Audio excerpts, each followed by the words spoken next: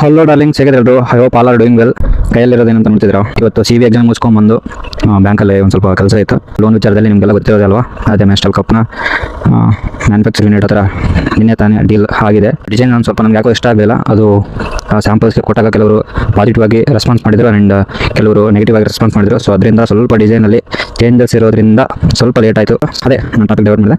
So exam ಮುಗಿಸ್ಕೊಂಡ್ಬಂದು ಬ್ಯಾಂಕಲ್ಲಿ ಸ್ವಲ್ಪ work ಇತ್ತು, ಅದನ್ನು ಮುಗಿಸ್ಕೊಂಡ್ಬಂದು ಹಾಗೆ ಒಂದು ಸ್ವಲ್ಪ ಡೀಪಾಗಿ ಯೋಚನೆ ಮಾಡ್ಕೊಂಡು ಹೋಗ್ಬಿಟ್ಟಿದೆ ಅದ್ರ ಬಗ್ಗೆ ಯಾವ ಥರ ಮಾರ್ಕೆಟಿಂಗ್ ಮಾಡಬೇಕು, ಯಾರು ಅಕ್ಸೆಪ್ಟ್ ಮಾಡ್ತಾರೆ ಇಲ್ವಾ ಜನ ಅಂತೇಳಿ.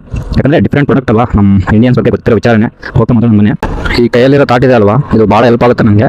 ಏನಪ್ಪ ಅಂತಂದರೆ when you are bored of sitting move and when you are bored of moving sit ಅಂತ. ಇದರ ಅರ್ಥ ಸಿಂಪಲ್.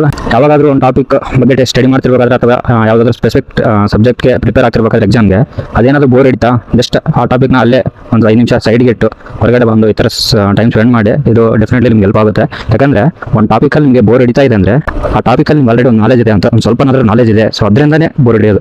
ಯಾಕೆ ಬೋರ್ ಹಿಡಿಯುತ್ತೆ? ಇವಾಗ ಪರ್ಸನ್ ಇರ್ತಾನೆ, ಸ್ಪೆಸಿಫಿಕ್ ಪರ್ಸನ್, ಅವ್ರು ಯಾಕೆ ಬೋರ್ ಹಿಡಿತಾರೆ? ಯಾಕಂದರೆ ನಿಮಗೆ 2 years 1 year ಅವ್ರ ಜೊತೆ ಟೈಮ್ ಸ್ಪೆಂಡ್ ಮಾಡಿರ್ತಾರೆ, ಅವ್ರು ಬೋರ್ ಹಿಡಿತಾರೆ. ಯಾಕೆ?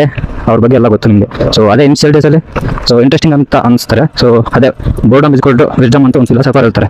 ಏನಾದ್ರು ಬೋರ್ ಹಿಡಿತಾ ಒಂದು ಟಾಪಿಕ್ ಜಸ್ಟ್ ಒಂದು 5 ನಿಮಿಷ ಆ ಟಾಪಿಕ್ನ ಸೈಡಲ್ಲಿ ಇಟ್ಟು ಹೊರಗಡೆ ಬಂದು ಟೈಮ್ ಸ್ಪೆಂಡ್ ಮಾಡಿ ಕೆಲವು ಆ ಥಾಟ್ಸಿಂದ ಹೊರಗಡೆ ಬರೋಕ್ಕೆ ಬೆಸ್ಟ್ ವೇ ಅಂತಲೇ ಹೇಳ್ಬೋದು. ಓಕೆ, ಆಫ್ ರೋಡ್ ಏನಾದ್ರು ಹೋಗ್ಬೇಕಂದ್ರೆ ನನಗೆ ಜಸ್ಟ್ ಮೆಸೇಜ್ ಮಾಡಿ, ಈ ಲೊಕೇಶನ್ ಹೇಳ್ತೀನಿ. ಡೆಫಿನೆಟ್ಲಿ ಆಫ್ ರೋಡ್ ಇದು.